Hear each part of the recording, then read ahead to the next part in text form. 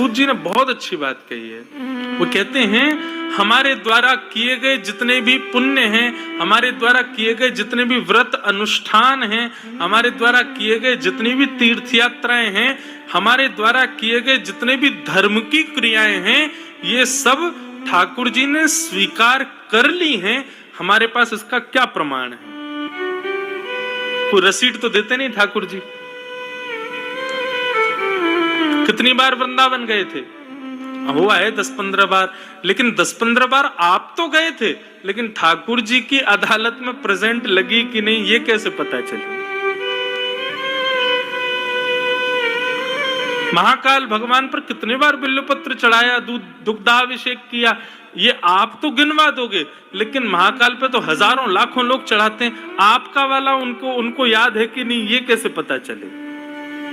कहने की सीधा अभिप्राय इतना है, हमारे द्वारा किए गए धर्म कर्म की क्रियाएं ठाकुर जी स्वीकार करते हैं, ये हमको कैसे पता चले? इसका प्रमाण क्या है? आप लोग कहोगे आप अपनी बात को मुख्यता दे रहे हो, लेकिन मेरी बात मुख्य नहीं है। यहाँ पर सूत जी महाराज स्वयं कहते हैं, आपके द्वारा की गए धर्म अनुष्ठानों को ठाकुर जी ने स्वीकार किया। यदि ये पता करना हो तो किसी सत्संग में जाके बैठ जाना। यदि उस कथा को सुनने में, सत्संग सुनने में आपकी रुचि बन रही हो, तो समझ लेना आपके द्वारा किए गए सारे कर्मों को ठाकुर जी ने स्वीकार किया। और यदि उस कथा में बैठ करके बार बार घड़ी पे हाथ जा रहा हो, कब 5 बजे, कब व्यास जी जाएंगे, कब चाय मिलेगी पीने को, कब प्रसाद खाने जाएंगे, और झोंका आ रहा है, फिर पीछे मुड़ के देख रहे हैं कोई सीट खाली हो तो मैं जाके बैठ जाऊं, नहीं उसी पे सो जाऊंगा, कोई पंखा क्यों नहीं चला रहा है, पानी कब आएगा, मतलब कथा छोड़ के बाकी सारे ध्यान आ रहे हैं, तो समझना आपका एक व्रत भी ठाकुर जी ने लिया नहीं है।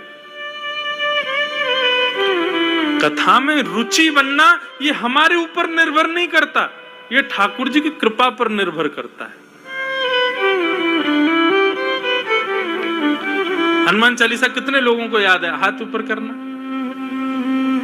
सबको याद है। लेकिन हनुमान चालीसा का अर्थ कितने लोग कर सकते हैं? कोई भी नहीं।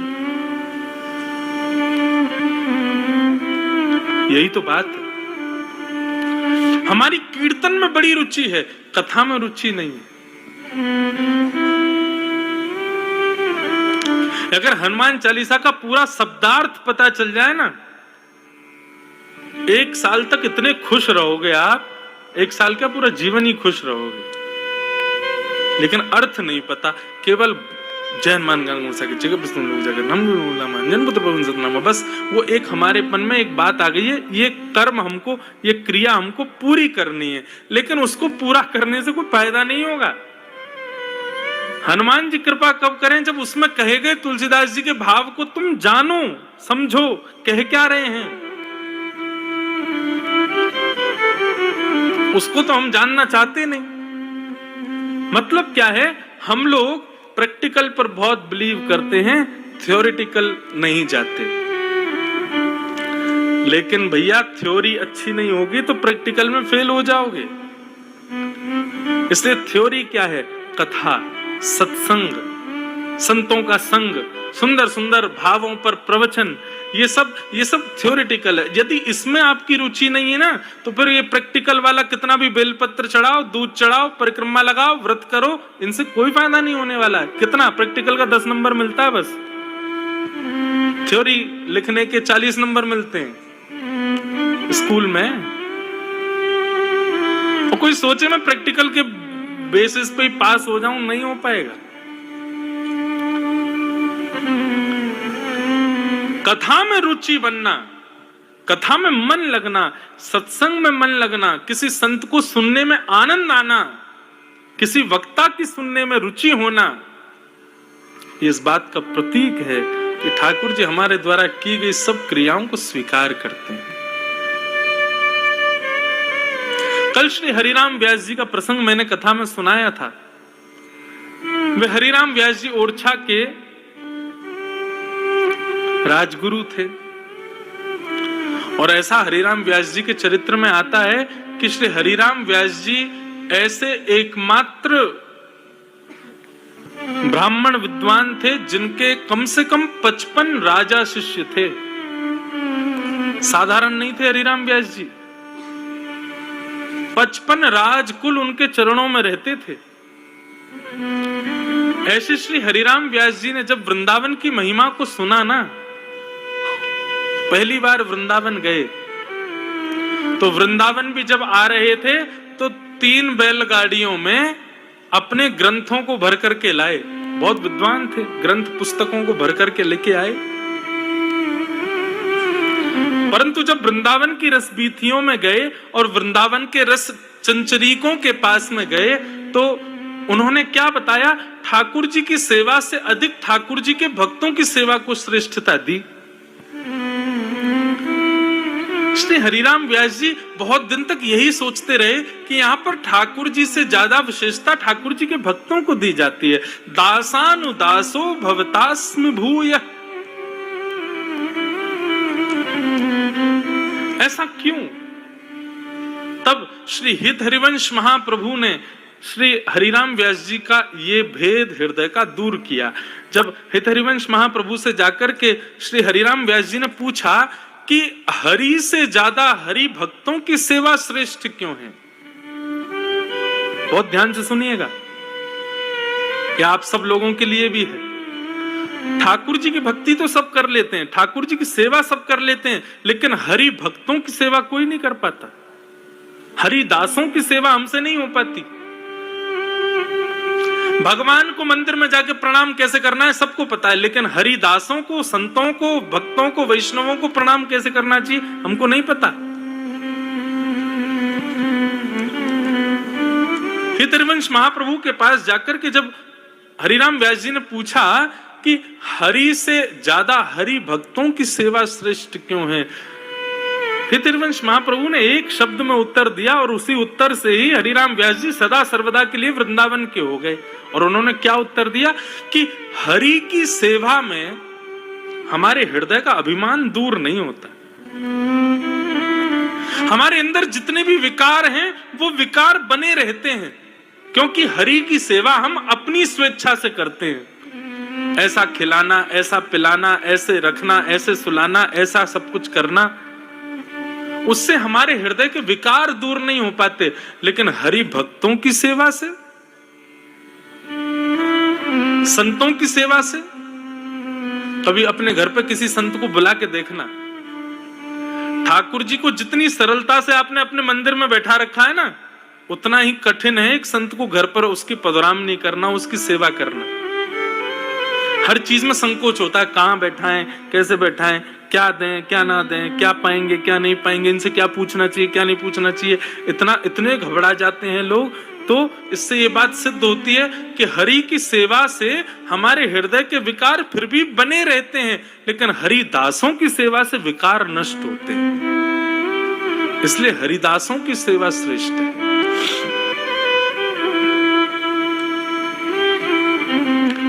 और इसी बात को जब पहली बार सुना श्री हरिराम व्यास जी ने, समझ गए मेरे अंदर अभी तक अपनी विद्या का अभिमान क्यों है, क्योंकि मैंने केवल ठाकुर जी की सेवा को सर्वोपरि माना, ठाकुर जी के दासों की सेवा नहीं की।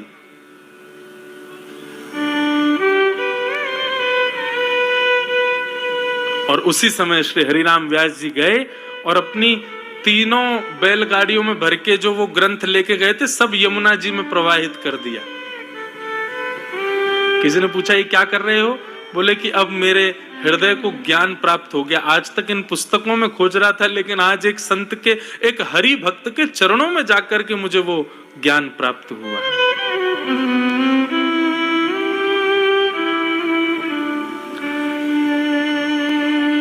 ठाकुर जी की सेवा में अपराध बन जाए, ठाकुर जी क्षमा कर देंगे, लेकिन ठाकुर जी के भक्तों की सेवा में यदि अपराध बन जाता, ठाकुर जी कभी क्षमा नहीं करते। इसलिए हरिदासों की सेवा श्रेष्ठ। एक बार एक संत हरिराम व्यास जी की परीक्षा लेने के लिए आ गए और उन्होंने आकर के कहा, व्यास जी, हरिराम व्यास जी, भोग पवाइए, प्रसाद पवाइए। तो हरिराम व्यास जी ने बोल दिया कि अभी तो ठाकुर जी का भोग लगा नहीं है, ठाकुर जी का भोग लग जाएगा, उसके बाद आपको पवाएंगे। तो संत नाराज हो गए, बोले इतनी प्रतीक्षा करवाओगे हमसे, इतनी देर बैठाओगे हमको? तो हरिराम व्यास जी ने क्या किया, ठाकुर जी की सेवा में जो प्रसादी जा रही थी वो ठाकुर जी के पास ना भेज करके पहले संत के सामने ही रख दी। बोले आप पा लीजिए पहले, ठाकुर जी तो बाद में पालेंगे, दूसरा भोग सिद्ध करवा दूंगा, आपसे ज्यादा विलंब नहीं हो पाएगा, इसलिए आप पहले पालो। ऐसी उनकी भक्तों के प्रति सेवा। तो बंधु ये सब प्रतीक हैं कि ठाकुर जी ने आपको स्वीकार किया। हमारे अष्ट छाप के सखा गाते हैं, गिरधर जब अपनों करी जाने, ठाकुर जी ने अपनाया ये कब जानो? बोले ताको मन भक्तन की सेवा। ताको मन भगवान की सेवा नहीं, ताको मन भक्तन की सेवा। जिसकी भक्तों में ज्यादा रुचि होती हो, भक्तों की कथा में ज्यादा रुचि होती हो, समझना उसको ठाकुर जी ने स्वीकार कर लिया।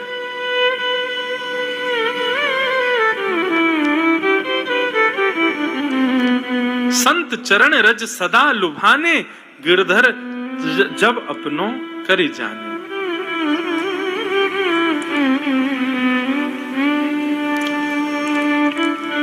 तो ठाकुर जी के द्वारा स्वीकार की गई समस्त हमारे द्वारा की गई क्रियाएं कब स्वीकार होती हैं? जब कथा में रुचि बनती है, कथा सुनाने वालों में रुचि हो जाती है, कथा सुनने वाले अन्य भक्तों में भी रुचि हो जाती है।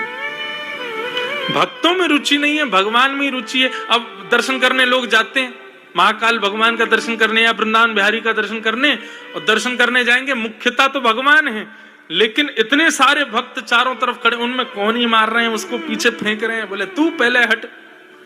यदि कोई लाइन तोड़ करके आगे आ जाए तो उसको गाली देने लगते हैं, तो हमसे पहले जाएगा ठाकुर जी का दर्शन करने। भक्तों की बिल्कुल भी विचार नहीं करते, चलो तुमको पहले करना, तुम पहले कर लो, ऐसा भाव नहीं, हमको पहले होना चाहिए। ये भक्त का लक्षण नहीं है। भक्त का स्वभाव ठाकुर जी के भक्तों अब देखो एक कथा सुनाते हैं, श्री नामदेव जी महाराज, तुकाराम जी महाराज पंडरीनाथ भगवान के अनन्य उपासी, पंडरीनाथ भगवान का दर्शन करने जा रहे थे। तो दर्शन करने के लिए जब जा रहे थे तो देखा बड़ी भीड़ लगी है मंदिर में, तो बाहर उन्होंने अपनी चरण पादुका उतार दी, पदत्राण उतार दिए। अब चरण पादुका उतार करके जैसे ही लाइन में लगे दर्शन की में, तो बार बार उनकी दृष्टि जावे, मेरी चप्पल कोई ले तो नहीं जाएगा, मेरी पादुका कोई उठा तो नहीं ले जाएगा, अरे मेरी चप्पल ठीक है कि नहीं है। उनके मन में भाव आया, बोले अरे तुकाराम तू दर्शन करने जा रहा है विट्ठल भगवान का और मन में आ रही है चप्पल। तुकाराम जी लाइन तोड़ करके बाहर आ गए और आकर के अपना पटका खोला, पटका में चप्पल रखी और गांठ बांध के अपनी कमर से बांध ली। बोले पहन के नहीं जा सकते, कमर से बांध के तो जा सकता हूं। तुकाराम जी का भाव क्या था कि जब मेरा विट्ठल मेरे सामने हो, जब मेरे नाथ मेरे सामने हो, उस समय यदि चप्पल का ध्यान मुझे आ गया ना, तो मेरी दर्शन में व्यवधान आ जाएगा। तो कहीं ये चप्पल व्यवधान का कारण ना बन जाए, तो अपनी कमर पे बांध ली। और तुकाराम जी चले गए मंदिर में भीतर। अब मंदिर में खड़े थे, सब लोग कीर्तन कर रहे थे, जय जय राम कृष्ण हरि। तभी एक की नजर पड़ गई कि तुकाराम जी ने कमर पे चप्पल बांध रखी। उसने एक को बताई, एक ने दो को बताई, देखते देखते पूरे मंदिर में हल्ला होने लगा, अरे चप्पल कौन लाया, चप्पल कौन लाया। इतने में तुकाराम जी बोले भैया चप्पल पहन के नहीं आया हूं, बांध के लाया हूं। बोले अरे मूर्ख धूर्त, तू चप्पल भीतर लेके आ गया। तुकाराम जी बोले मेरी बात तो सुनो, मैं क्यों लेके आया हूं, मेरी बात तो सुन लो। किसी ने नहीं सुनी, सब चढ़ गए और महाराज हाथापाई करने लगे, और करते करते तुकाराम जी को मंदिर से बाहर कर दिया। बोले तू दर्शन का अधिकारी नहीं है, चप्पल लेके भीतर आया।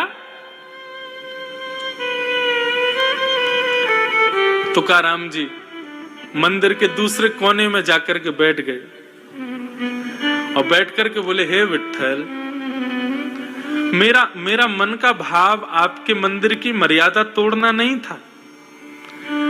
मुझे ऐसा भी नहीं कि चप्पल के प्रति मेरी बहुत आसक्ति है, मेरा मन ही दूषित है कि मैं मंदिर में जा रहा था तो बार बार चप्पल की स्मृति हो रही थी, तो मैंने तो केवल इसलिए यह किया था कि आपका दर्शन करने जब मैं सामने आपके खड़ा हूं उस समय मेरी चप्पल का स्मृति मेरे अंदर ना आ जाए, इसलिए मैंने कमर से बांध ली थी। हे नाथ, यदि मुझसे अपराध हुआ हो तो क्षमा कर देना। हमेशा के लिए प्रतिबंध कर दिया कि आज के बाद तुम कभी विट्ठल भगवान के दर्शन नहीं कर पाओगे।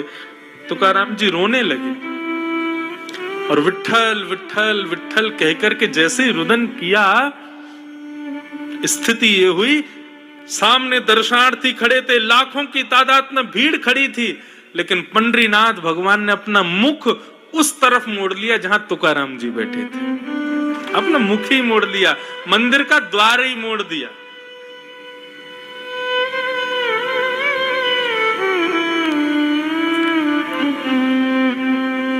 ठाकुर जी को सबसे प्रिय भोग, सबसे प्रिय प्रसाद, सबसे प्रिय सुगंधी, सबसे प्रिय आभूषण, सबसे प्रिय वस्त्र यदि कोई है तो वो केवल अपना भक्त है। जब उनका प्रिय भक्त सन्मुख आता है ना, तो उसको देख करके ही ठाकुर जी तृप्त हो जाते हैं, मतलब मानो भोग लग गया। जब उनका भक्त अपने नेत्रों से अश्रुपात करता है, ठाकुर जी मानो उसी से स्नान कर लेते हैं। जब उनका भक्त सामने खड़ा होकर के दोनों भुजाएं ऊपर करता है, मानो उसकी भुजाओं से ठाकुर जी इत्र लगवा लेते हैं। जब उनका भक्त दंडवत प्रणाम करता है, मानो उस भक्त के सारे विकारों को ही भोग रूप में ठाकुर जी पा लेते हैं।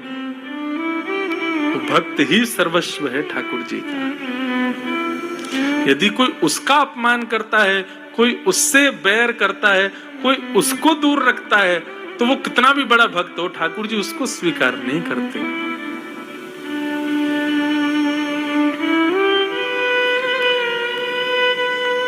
अब ये पद गाने से मैं रुक नहीं पा रहा हूं, गा ही देता हूं। ठाकुर जी किसको अपनाते हैं? गिरधर जब अपनों कर जाने, गिरधर जब अपनों कर जाने। पद का भाव क्या है? ठाकुर जी अपनाते कब हैं? ठाकुर जी हमें स्वीकार कब करते हैं? जब हमारी भक्तों में रति होती है। और भक्तों में रति कहां से होती? कथा से होती है। यदि भक्तों में रति नहीं है तो ठाकुर जी आपको कभी स्वीकार नहीं करेंगे, कभी अपनाएंगे नहीं। भले ही आप उनके कितने भी प्रिय भक्त क्यों ना बन जाना, कितने भी बड़े साधक क्यों ना बन जाना, लेकिन ठाकुर जी आपको कब स्वीकार करेंगे? जब आपकी रति भक्तों के प्रति हो। भक्तन में मति भक्तन में गति, हरिजन संगे हरि उर आने। जिसकी भक्तों की सेवा में बड़ी निष्ठा हो, ठाकुर जी का वो अति प्रिय है। एक वृंदावन में एक महात्मा आए, अपने गुरुजी को प्रणाम किया, तो गुरुजी ने उनसे कहा कि एक तुम एक काम करो, यमुना जी में स्नान करना, ब्रजरज को अपने तन पर लपेट लेना और फिर गुरु मंत्र का जाप करके नेत्र बंद करना, तुमको श्यामा श्याम के दर्शन होंगे। उसने कहा ठीक है। यमुना जी में स्नान किया, ब्रजरज को अपने तन पर लगा लिया, गुरु मंत्र की उपासना करते हुए नेत्र बंद करके जैसे ही बैठा, तभी उसने क्या देखा? अपने अंतस्थ में एक सुंदर एक कुंज है, हरी भरी कुंज, और उस कुंज में श्यामा श्याम लीला कर रहे हैं, किलोल कर रहे हैं। उनकी लीला का दर्शन होने लगा। दर्शन करते करते अति आनंदित, तभी वो अनुभव करता है कि श्यामा श्याम जो उसके अंतस्थ में दिखाई दे रहे हैं, वो एक लीला करते हैं, जिस लीला से उस भक्त को थोड़ी हंसी आने लगती है, थोड़ा आनंद आने लगता है। बहुत सावधानी से सुनिएगा। अब जिस समय उसको हंसी आती है, उसी समय सामने से एक ब्रजवासी वो जा रहा होता है, और वो विकलांग होता है, एक पैर नहीं होता उसका। अब वो व्यक्ति हंस तो रहा था ठाकुर जी की लीला देख करके, लेकिन उस विकलांग ब्रजवासी को लगा ये मेरे ऊपर हंस रहा है, ये मेरी चाल पर हंस रहा है। और स्थिति क्या हुई? जैसे उसके हृदय में आया कि ये मेरी चाल पर हंस रहा है, ऐसी भावना आते ही उसके हृदय से ठाकुर जी अंतर ध्यान हो गए। उसके हृदय से ठाकुर जी चले गए। अब वो बार बार आंख बंद करके देखे, बोले इतनी सुंदर लीला हो रही थी, इतना आनंद आ रहा था, श्यामा श्याम आपस में दोनों लीला कर रहे थे, बड़ी प्रसन्नता हो रही थी, अचानक से अंतर ध्यान क्यों हो गए? नहीं समझ पाया। उसने फिर से जमुना स्नान किया, फिर ब्रजरज को तन से लगाया, गुरु मंत्र की माला जप करके फिर नेत्र बंद किए। कुंज तो दिख रहा है, आवाज तो ठाकुर जी की आ रही है, किशोरी जी हंस रही हैं, श्याम सुंदर लीला कर रहे हैं, ये सब अनुभव तो हो रहा है, लेकिन ठाकुर जी दिख नहीं रहे। अति व्याकुल 3-4 दिन तक जब उसको दर्शन नहीं हुए, दौड़ करके अपने गुरुदेव के पास गया। बोले गुरुजी, एक दिन ऐसे ऐसे लीला हो रही थी, ठाकुर जी ने ऐसी लीला की कि मुझे जोर से हंसी आने लगी, मैं हंसने लगा, अचानक पता नहीं क्यों फिर श्यामा श्याम अंतर ध्यान हो गए। उनकी आवाज आ रही है, चलने की नूपुरों की ध्वनि आ रही है, कुंज दिख रही है, लेकिन ठाकुर जी नहीं दिख रहे। गुरुदेव मुस्कुराए और बोले, तुमसे कोई भक्त अपराध तो नहीं हुआ? बोला नहीं भगवान, मैं क्यों अपराध करूंगा, मैं तो अपने सामान्य भाव से केवल स्नान करके ब्रजरज लगा करके केवल ठाकुर जी का स्मरण कर रहा था, इसमें भक्त अपराध क्या? बोले जब तुम हंस रहे थे, हंस करके तुमने जब नेत्र खोले तो आसपास कोई था क्या? उसने बताया, बोले कि हाँ एक व्यक्ति था, लेकिन थोड़ा दूरी पर था, एक विकलांग था, वो जा रहा था, शायद ब्रजवासी था। गुरुदेव समझ गए। बोले बेटा, तुम हंस रहे थे ठाकुर जी की लीला देख करके, लेकिन उसको लगा तुम उसकी दुर्बलता पे हंस रहे हो, और इसी भक्त अपराध की वजह से ठाकुर जी तुम्हारे हृदय को छोड़ के चले गए। अब आप विचार करो, जानबूझ के भक्त अपराध करने का तो जाने क्या ही फल देंगे ठाकुर जी, बिना जानबूझ के किया तो ठाकुर जी ने हृदय छोड़ दिया उसका, चरणों में गिर गए। बोले भगवान, अब मैं क्या करूं, कब आएंगे ठाकुर जी मेरे हृदय में पुनः? महात्मा ने बताया, बेटा बहुत लंबा अब कार्य तुझको करना पड़ेगा। बोले क्या? बोले 1 महीना पर्यंत वृंदावन की परिक्रमा में बैठ करके जितने लोग वहां से गुजरे सबसे प्रणाम करके सबसे क्षमा मांगना, चाहे कोई भी हो, वृंदावन की परिक्रमा दे रहा हो, कोई भी व्यक्ति भक्त यहां से निकले तुम्हारे सामने से, उसको प्रणाम करना, कान पकड़ के क्षमा मांगना कि मुझे क्षमा कर दो। जब इस प्रकार 1 महीना पर्यंत तुम समस्त ब्रजवासियों से क्षमा मांगोगे, तब ठाकुर जी तुम्हारे हृदय में आएंगे। आप ठाकुर जी का भोग लगा रहे हो, नमक मिर्च दाल में ज्यादा पड़ गई, ठाकुर जी उसको सहन कर लेंगे। आप ठाकुर जी का श्रृंगार करते समय यदि ठाकुर जी तुम्हारे हाथ से गिर जाए, नीचे बेचारे इनके सिर में लग जाए, ठाकुर जी उसको भी स्वीकार कर लेंगे। भरी ठंडी में ठंडे पानी में से नहला दोगे, ठाकुर जी स्वीकार कर लेंगे। लेकिन यदि किसी भागवत का, भागवत यानी भगवान का, किसी भक्त का अपराध यदि कर दिया, ठाकुर जी क्षमा नहीं करेंगे, और उसकी क्षमा की विधि बहुत लंबी है। इसलिए बंधुओं, ठाकुर जी ने तुमको स्वीकार किया है, ये कब जानो? कथा में और भगवान के भक्तों में जब रति हो जाए तो समझना ठाकुर जी ने स्वीकार किया है। कई लोग बोलते हैं ना मेरे पास आके, महाराज जी हम ना हर महीने सालासर जी जाते हैं, महाराज जी हर 2 महीने में गिरिराज जी परिक्रमा लगाने जाता हूं, महाराज जी मैं हर साल बद्रीनाथ जाता हूं, महाराज जी मैं हर साल 4 धाम करके आता हूं। मुझे ज्यादा प्रशंसा नहीं होती, लेकिन कोई कहता है ना, महाराज जी हर महीने मेरे यहाँ कोई भगवान के दिव्य भक्त आते हैं, संत आते हैं, आके प्रसाद पाते हैं, मेरे यहाँ की सेवा देख के प्रसन्न होते हैं, मुझे बड़ी प्रसन्नता होती है। क्यों? बाकी लोग तो तीर्थों के पास जाते हैं, लेकिन उसके यहाँ तो घूमते फिरते संत ही तीर्थ लेके आ जाते हैं।